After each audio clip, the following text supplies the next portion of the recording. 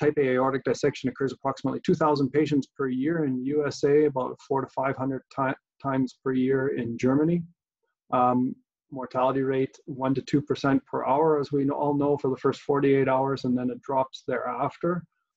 And 15 to 25% of early mortality in surgical series, and we know that the mortality rate is also higher if organ malperfusion is present at the time of surgery.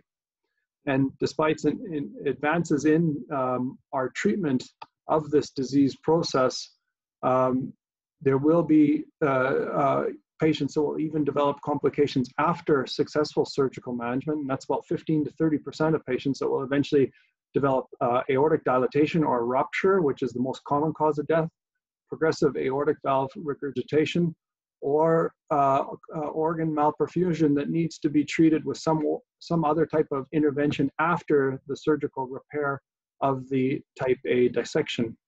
The entry tear, as we all know, most frequently occurs in the ascending aorta on the convex portion just above the sinotubular junction. About 10% of patients have a tear in the aortic arch, and 20% in the proximal descending aorta. And the distribution of tears is very important for use of the Osiris device, and this is something that Jörg will be talking about in detail.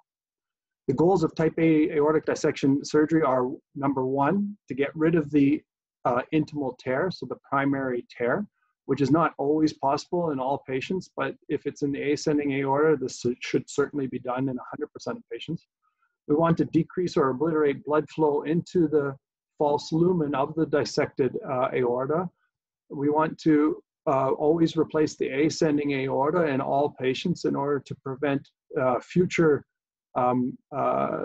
pericardial tamponade or coronary or aortic valve complications if the dissection spreads more proximally.